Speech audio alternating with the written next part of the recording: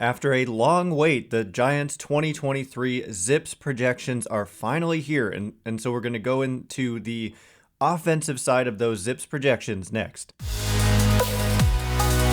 You are Locked On Giants, your daily San Francisco Giants podcast. Part of the Locked On Podcast Network, your team every day.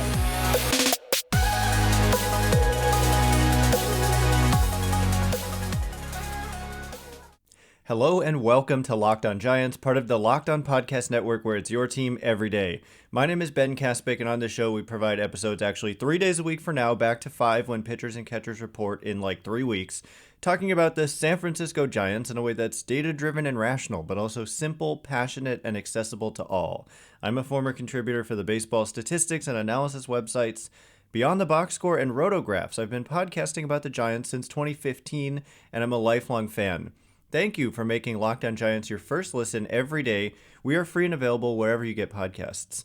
This episode is brought to you by FanDuel Sportsbook, official sportsbook of Locked On. Make every moment more. Visit FanDuel.com/LockedOn to get started today.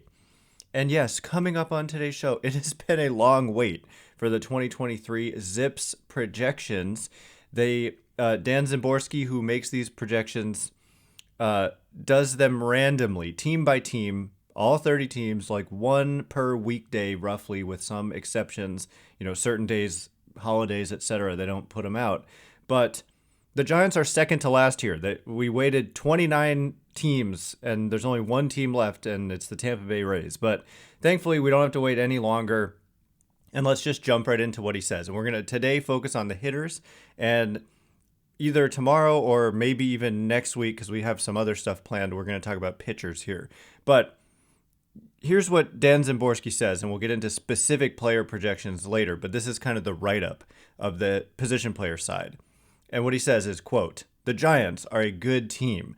They certainly didn't feel like one for much of the middle portion of last season, but after a disappointing home sweep by the rival Dodgers in mid-September, they mopped up the Rockies and D-backs and banked enough wins to get back to the 500 mark, bringing in Michael Conforto and a decent starter/reclamation project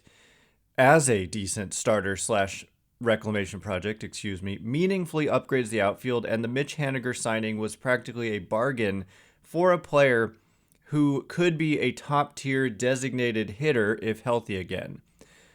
If healthy. So right away, there's some, I think Jock Peterson is clearly the designated hitter, not Mitch Haniger. So, Dan Szymborski, it's hard to be like on the pulse of all 30 teams, but where the rubber's really going to meet the road is when we look at the individual player projections. But he continues to say, there's a real solidity to the roster. No one on the infield has an impressive projection, but they have a lot of those guys on hand. Without even being aggressive, there are 6 or 7 players on the team who could take one of the non-first base infield jobs and be at least passably adequate in the role. The problem here, and in the outfield, however, is that the Giants can't combine their 1.5 to 2.5 WAR guys together into 3 or 4 WAR players like piles of Legos. He makes a joke about you could stitch guys together, but then platoons don't really count here either, as you can't get 1,000 plate appearances from a single platoon. And then he says, it's not that the Giants didn't try. They were, after all, very close to inking Aaron Judge to a monster deal, talked seriously with pretty much every big free agent out there. I would say we're not sure about that. We know they talked to Aaron Judge. We don't know that they talked seriously to every big free agent out there. This is part of the criticism, is maybe they really felt like, okay, if we miss on Judge, we'll pivot to Correa and we'll just make sure we do what it takes to get him. And they did, seemingly outbidding the next closest bidder by like $60 million. So they did what they had to do there to get Correa. But that's where things went sideways. So he says, and were even the prospective employer of Carlos Correa before all the drama that ended with the star shortstop returning to the Twins. So unlike a team with a need that it simply didn't address, the Giants were cognizant of the weak part of their team, the lack of a big star to build around offensively, and tried very hard to correct that situation. Blah, blah, blah. You don't get credit for trying, but then he says the Giants are solid just about everywhere. ZiPS is uneasy at catcher, and they have depth at nearly every position should injuries strike. but they don't have a Judge or Correa as the centerpiece of their roster. Right now, that's the difference between them and their NL West rivals in San Diego and Los Angeles. So overall there, with just kind of the summary, I think it paints a rosier picture than probably a lot of you listening.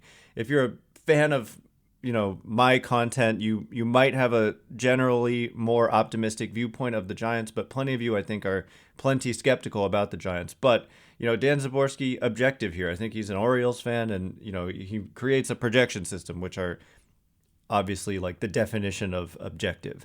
And so, getting into the actual projections themselves, yeah, I mean, this is ironic because I remember when the Giants avoided arbitration with Mike Yastrzemski, gave him, whatever, the $6 million 1-year agreement. There was outrage, faux outrage, maybe some real outrage on Twitter because there's this subset of just kind of negative personas out there that just want to be negative about everything. But a lot of the talk was how dare they bring back Mike Yastrzemski? They need to get better, and Yastrzemski stinks. Well, guess what? He's projected to be their best position player, so I'm just going to get that out of the way. But again, Dan Szymborski telling you here, quote, the Giants are a good team. And yes, they're lacking that impact star talent. When we're talking about Yastrzemski being projected as the best position player, we're talking about a 2.7 wins above replacement projection, which is not anything special. With Carlos Correa, you're looking at 5-6 wins above replacement as a projection. But what the Giants have here is just a lot of guys, as he said, between 1.5 and 2.5. And so that's something that not every team can boast. And so the other thing I just have to mention here is if you check this out on FanGraphs, this article with the projections, you're going to, which I highly recommend, I think I already said that, you're going to see playing time, plate appearances projections that don't necessarily make sense. Donovan Walton here projected at 390 plate appearances. And you might be thinking, is he even on this roster? Is he going to get any plate appearances? And the answer is maybe no. He signed a minor league deal. But the playing time projections I wouldn't pay too much attention to. It's just kind of the computer spitting out a number, but when we're actually looking at, okay, how does all of this translate into how good are the Giants? They don't use the computer just spitting out playing time numbers. They actually manually look at every player, look at the Giants, and figure out who do we think is going to play. So this is not what they're using when they do that. So this just gives us, for Yastrzemski, for example, it is important, though, to look at, if you're going to look at wins above replacement, you have to also look at, well, in how many plate appearances is that projection happening? So if you're putting up, 2.7 wins above replacement, but it takes you almost 700 plate appearances, that's a lot worse than a guy who puts up 2.7 wins above replacement in 300 plate appearances, right? So it's basically, you want to do per plate appearance. And so eventually we'll look at projection systems that scale everyone to the same number of plate appearances. And I find that kind of a somewhat more useful exercise. But the point is, Yastrzemski projected to be 10 points above average offensively with a slash line of a 240 average, which is, guess what, about league average in today's environment, a 324 on base, slightly better than league average, and a 445 slugging, which is, better than average. And so Yastrzemski does his above average work by being good at hitting for power and then also being solid defensively. So overall, a solid player, and just a mix here of a bunch of solid players, but none too spectacular. So now that we've gotten Yastrzemski out of the way, where do the rest of these guys come in? What about some prospects? There's a really eye-catching prospect here in terms of what are they projected to do. So we'll get into everybody else on the offensive side in just a minute. But before we do, this episode is brought to you by FanDuel. The NFL playoffs are here. You know that as a Niners fan. Hopefully, I hope I am. We're really excited about our new sports betting partner for Locked On because they're the number one sportsbook in America. It's FanDuel. And if you're new to FanDuel, that's even better. They've got so many great features that make betting on sports fun and easy. New customers can join today and get started with $150 in free bets, guaranteed when you place your first $5 bet. Just sign up at FanDuel.com/lockedon. FanDuel has your favorite bets from the money line to the point spreads and player props and baseball stuff as well. Plus, you can even combine your bets for a chance to at a bigger payout with the same game parlay. One of my favorite things I'm looking at right now on FanDuel is World Series odds. I just think that there's maybe a little bit of a opportunity here. If you look at, they've got Mets or Yankees to win the 2023 World Series.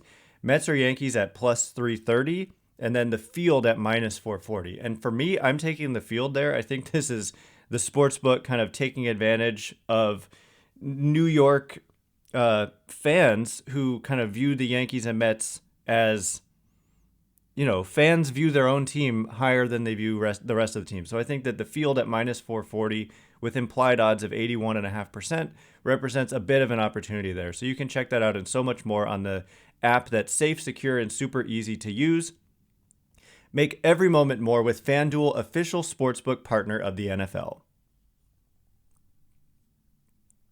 All right, as promised, I want to continue getting into these ZiPS projections and for the San Francisco Giants after a long wait. Thanks again for making Locked On Giants your first listen every day. Locked On MLB Prospects host Lindsey Crosby is a prospect encyclopedia, and he's going deep on the MLB stars of tomorrow.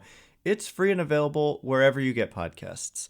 So yes, I just had to throw that out there that Mike Yastrzemski, of all people, for those of you who were outraged, which, by the way, never made any sense, right? He was arbitration eligible, and they signed him to a deal to avoid arbitration. I think a lot of people seem to think it was like a free agent deal, but he wasn't a free agent. It was just like, we need to come up with your salary for next year, and they came up with a salary for 2023, and that sent, I don't know. I think most people appreciate Mike Yastrzemski. I think if he's the best player on your team, then yeah, you'd obviously like to have a star or two mixed in.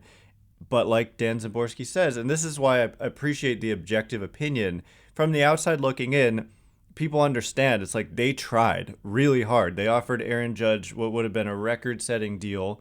He took that offer to the Yankees, and that's the offer that he accepted. And so they really couldn't have rationally done anything else with Judge. Just seemed like he really wanted to go back to New York when all was said and done. And then they did what it took to get Correa, which I think, look, patience can be tough for sure, but looking into the future, it's clear that they are willing to do this. And so I know you don't want to have to wait another year, and what if it fails again next year, and then you've got to keep waiting. It's tough. But clearly they're willing to make that massive deal. They really, really tried. And it's just a fluke thing, like a 1 in 100 or 1 in 1,000 outcome where your star player failed his physical, ended up accepting $150 million less because of how bad the physical was. So, from another team. Anyway, guess who's projected as the second best position player on the Giants? It's David Villar. At 2.3 Fangraphs wins above replacement in 521 plate appearances. But don't get too excited. Again, none of these projections are great. It's just a bunch of solid. And for VR, solid, they would take that. And the offensive kind of projection here is to be just a little bit above league average offensively, with a 104 OPS plus, 100 being league average. The projection here is for a 234 batting average, a 322 on base. And again, I'm just going to keep repeating this. You might hear 234, and if you've been a fan since the 50s and 60s, which I know a lot of you have, or whatever, 70s even, you hear 234 batting average and think atrocious. Well, not in today's game. League average batting average is around 240. And so we can't continue to compare current batting averages to batting averages from the 70s. We just can't do it. It doesn't make any sense. You got to compare it to current league average. And so for Yaz and VR, these are about league average batting average projections. And for both players, you're looking at above average on base percentage projections, which means above average walk rates. And then also we're looking at above average power. And so that's how they become above average overall, even with perhaps below average batting average projections. And defensively, it's got both Yastrzemski and VR as -1 run, I think, above average is how this is calculated based on their position. So I don't know. I think, yeah, it's assuming that Yastrzemski's in center and VR is at third, but that's a roughly league average defense projection, which the Giants would take. After how miserable they were last year, you would take league average defense at any position, really, at this point. So number 3, and here's another one where I remember, I don't want to call people out as a habit here, but Keith Law, when the Giants signed Correa, basically wrote that the Giants should just DFA Brandon Crawford, which I thought was ridiculous and silly and odd because he was a solid player, one of their better players. I think part of the issue is when we're looking at Baseball Reference and we're looking at FanGraphs, you're going to see different numbers sometimes, and you have to know why are they different. Why is the WAR number, for example, for Brandon Crawford so much lower on Baseball Reference for 2022 than it was on FanGraphs? And the reason is they use different numbers in their defensive component of that number. And so you're basically putting all your eggs into one of the defensive metrics if you're buying into one of those numbers or the other. Whereas maybe it's best to look at both and understand what's behind it. But anyway, you're not cutting this guy. He's still a valuable, solid, again, not a star, but solid. The defense gives him a floor and the bat should be okay. It's not like he's horrible at the plate, and he's one season removed from being an MVP candidate. But he is older, so I'm not saying expect a ton out of Crawford, but I think expect continued solid production, and that's what the projection is here for a tick below league average offense, like a tick below 99 OPS plus projection, 2 runs above average, I believe is how you kind of read this defensive number here, and 2.3 wins above replacement in 456 plate appearances. So next is Thairo Estrada, projected to be 3 ticks above league average offensively. Just continuing the theme here, solid, but not spectacular. And a 2.1 wins above replacement projection in 486 plate appearances. Wilmer Flores is next, 9 points above average, but kind of negative defensively. Here we see Donovan Walton, and yeah, projected to be, like I said, better than Michael Conforto, which is, it goes to show you why they had interest in Donovan Walton, but also don't read into this too much. It doesn't mean that we should expect Donovan Walton to play a lot. It just means, hey, there's probably a reason they targeted this guy, and maybe there's something in the tank there if he does get another opportunity. So Michael Conforto, this is probably the first real interesting one because he's new to the Giants. The projection here is for only 452 plate appearances, so this is where you need to keep in mind. It says, yes, 1.9 FanGraphs wins above replacement, but in 452 plate appearances. So if you actually think, okay, if he's fully healthy, he might get 600 plate appearances, then you increase that overall production, right? And the offensive projection here is for a 251 average. So again, with 240-ish being league average, it's above average batting average projection. 347 on base. This is really where Conforto shines.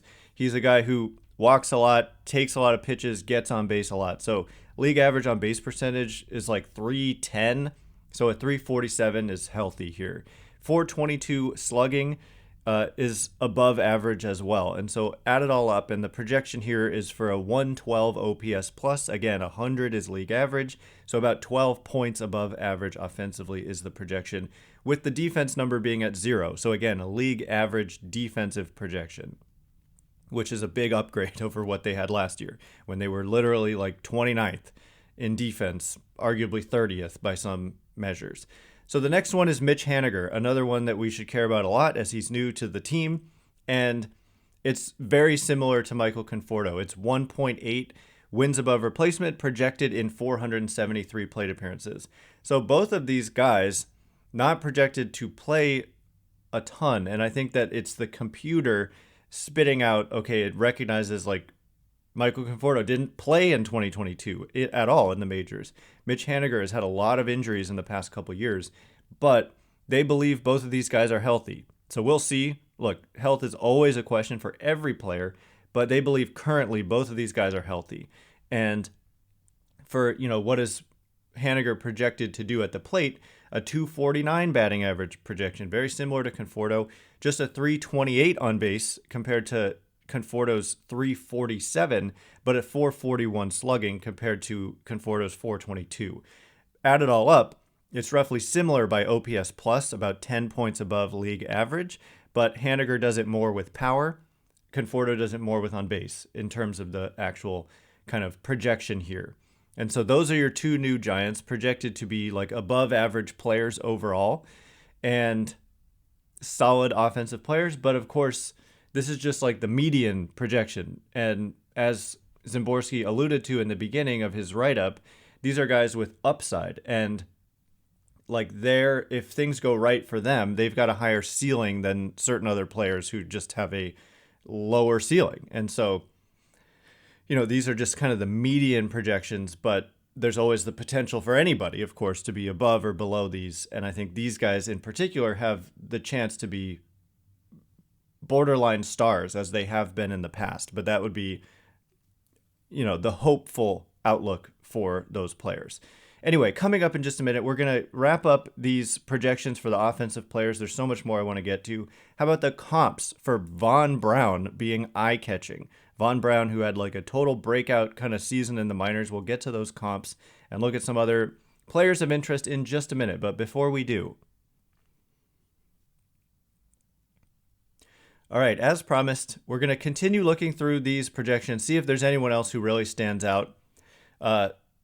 It's just a bunch of continued solid projections when we look at, Brett Wisely has a solid projection, Austin Slater, solid, JD Davis, solid, Jock Peterson, solid, even Luis Gonzalez, actually, 13 points below average. It projects Luis Gonzalez to be 9 runs above average here, which I don't know that I buy. He wasn't great defensively out there, but just interesting to point that out. And then Joey Bart, comes in, with not great projections here.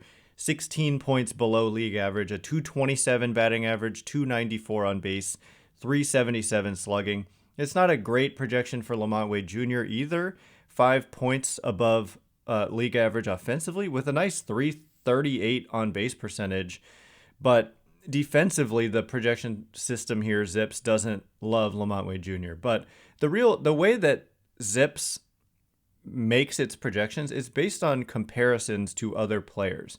So, and then like on this page, if you view this article on FanGraphs, you can see who are the top 3 offensive comparisons, age-based comparisons. So if you look at like Mike Yastrzemski, it says John Briggs as his number 1 comp, but you have to look at, okay, how old is Mike Yastrzemski going to be in 2023? And how old was John Briggs in what year was John Briggs the same age that Mike Yastrzemski is going to be in 2023? And that's the comparison. So sometimes you'll see comparisons and be like, oh my God, that's so exciting. But you have to realize that the age is saying, okay, it was this guy when he was 40, not this guy when he was 22. And I don't know, one of the ones that really caught my eye as I was kind of scrolling through these was Vaun Brown, whose top age-based comparison is Starling Marte. His number 2 age-based comparison is Ken Griffey, I assume senior. Yeah, Ken Griffey Sr. And his number 3 comp here is Ramon Laureano. And so all 3 of those guys would be absolutely great outcomes for Vaun Brown. And this is just interesting when the kind of computer picks up a comp for a player. Like Vaun Brown had such an interesting season in 2022. Started the year in low A, hit 14 homers and stole 23 bases in 59 games, hit 346 with a 427 on base, 636 slugging. Then he was promoted to high A, where he hit another 9 homers, stole another 21 bases, so he had 44 steals and 23 home runs. And in high A, he hit 350 with a 454 on base and 611 slugging. So he basically duplicated that outrageous performance from low A. He did all of this with an insane batting average on balls in play, basically 440 to 460, which is just an outrageous number.